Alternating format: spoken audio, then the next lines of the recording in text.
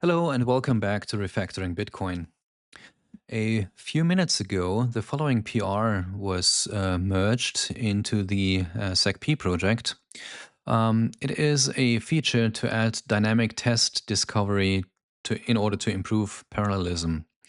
If you look at the files that are changed, this one adds a module called discover tests, which provides functions called discover tests.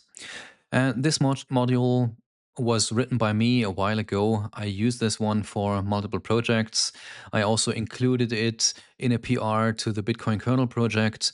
And now Hebasto also ported the PR to the SecP library so that test discovery can be used there as well. And you see that I added the comment here at the top, rework or remove once the test discovery is implemented upstream. Because when I implemented this, I thought this is something that actually should be provided by CMake itself. So we copy that URL here, and you see this is where I implemented or where I submitted an issue to upstream CMake. I said that the gtest discover tests function, which is provided by CMake, should be generalized so that it can be used for multiple testing frameworks rather than just the Google testing framework. And I actually wrote a blog post about this. Go to this URL here. You see, I wrote the blog post actually more than 10 years ago. So the idea is quite old. If you go back, you see in the comments, Brad King replied that this might even be something that could be done as a C++ implementation feature of ctest that runs at test time. You see, my module is implemented in the CMake scripting language, and it's quite convoluted, right? The logic to parse the test names from the test output is quite ugly. But so it could be simpler or it could be easier if it was implemented in C++. Yeah, so today I experimented with the idea again. So I did it multiple times in the past already, but this is something I finally want to finish.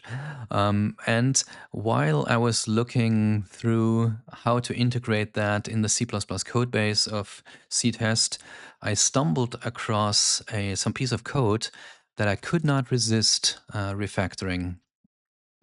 In this one here, it's those lines here. Okay, until down here.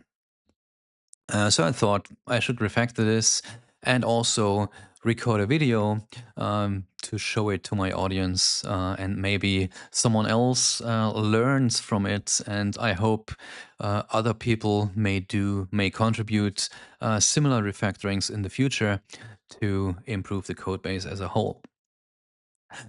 So look what the function does, or what the piece of code does here. We have a condition, and then inside the condition, we have a declaration of an iterator and a declaration of a Boolean, which is initialized to false. And then we have a loop. Inside the loop, we have a condition, and based on the condition, we modify the Boolean here. And then we have another condition, and then we end the outer if branch, and what follows in the else branch is largely identical.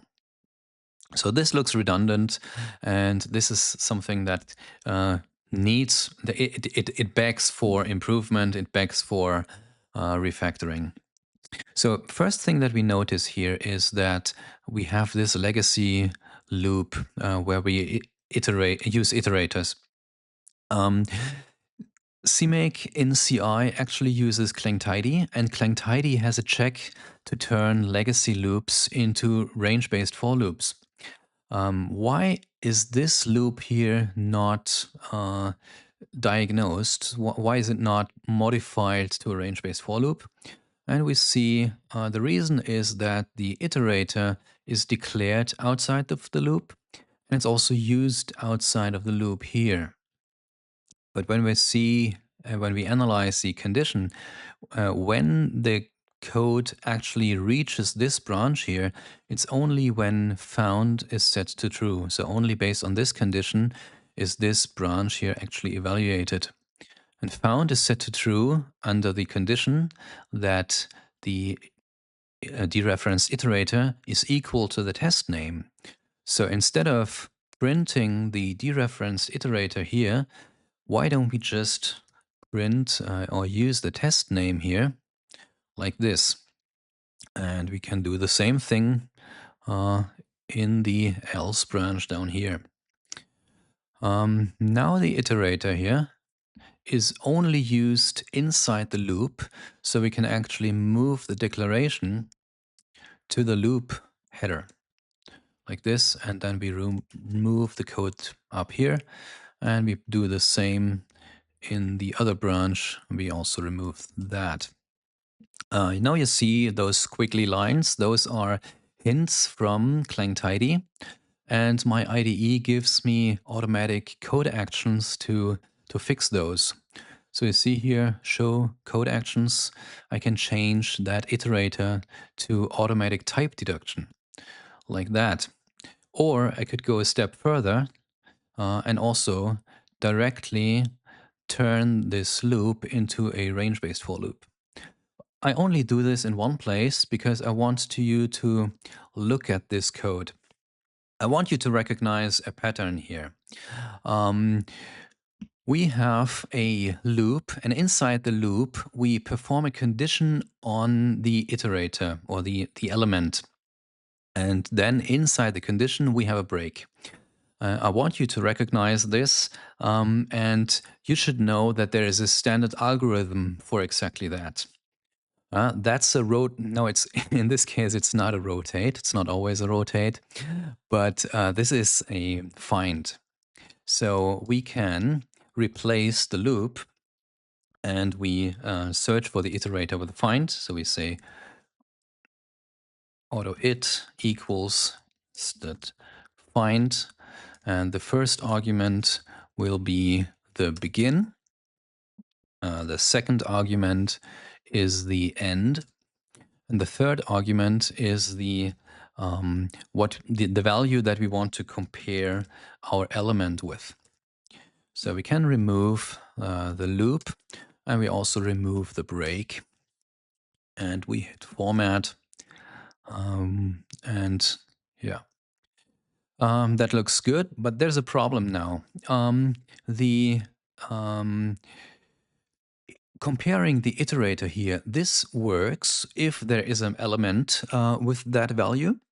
The problem is when the element with that value is not found, the find algorithm will return the end iterator.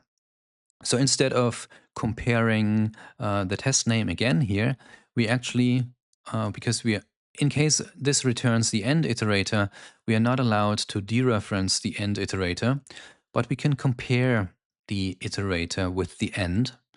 So instead of comparing the name, we compare the iterator with the end, and we say an element is found if the iterator is not the end.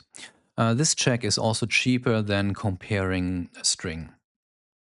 Okay, and since the iterator here is not modified anywhere, we can also mark it to const, so we have less mutable variables in our function that always reduces the opportunities for bugs to hide. Okay, so now we see that we have this Boolean variable, and we initialize it with false, and then depending on the condition, we change it to true. Instead of doing that, we can directly initialize it with the same condition. So instead of initializing it to false and then depending on the condition set it to true, we just initialize it directly with the condition like this. And yeah, the code becomes simpler. And since that variable now is also only initialized once and then not modified afterwards, we can also mark it as const. Okay. Now we see that this iterator here is only used in a single place. So we can actually inline that and directly use it here and get rid of the code above. And if you format, we see um, it's not really readable. It looks a little bit ugly. But again, there's something you should recognize here. Calling find and then directly comparing the result with the end iterator is such a common pattern that there is a wrapper for this in the C++ standard library. It was introduced in the range library for C++20. However, in the CMake codebase, we cannot use C++20 yet. Its backwards compatibility requirements are that the C++ codebase for CMake can be compiled on very old platforms. So we can only use C++14. However, CMake contains some backports of standard library features. So we have a function, we have the contains function that we can use in the CM namespace. So that is CM contains, and we pass just the begin and end iterator and the value name, and we don't have to compare it to end. This is what the function will do for us. And the contains function is overloaded. It can work with a begin and end iterator, but we can also pass it directly the range. So we can simplify it like this.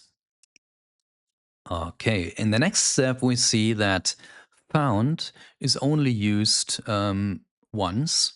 So it's only used in this condition here. So we can also get rid of this local variable and inline this directly in the condition like this and get rid of the code above.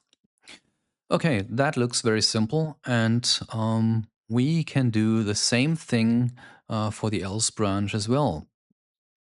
So we initialize, so found is just CM contains, we pass the vector or whatever it is and the test name like that. And we can get rid of this code below here. And then we can directly use the condition in the if. So like this. And now the code became much shorter. It's now easier to see what the similarities are, what the similarity is of the two branches. The only difference here is actually this string. Here we say ignore memcheck, and here below we have ignore test. So this string here we extracted. We say we split the string here out, and we want to separate that so that it can be printed separately, and we put this in parentheses. And now we can say that we use the condition from above here. We use a ternary condition. So if that is true, we output memcheck, and otherwise we output test.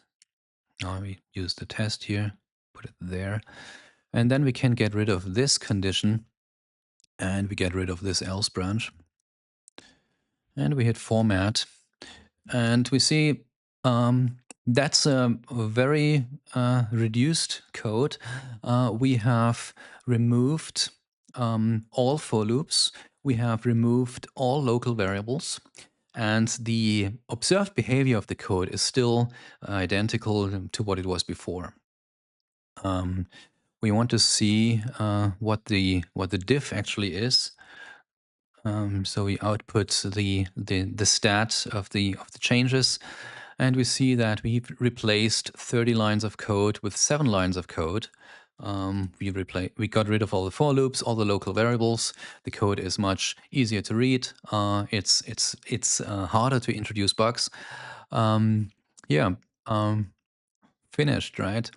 If you like refactorings like this, follow my channel. If this gave you an idea to do refactoring, please do it on your own, or please share it with the outside, and contribute to other open source projects. Thanks for watching, and goodbye.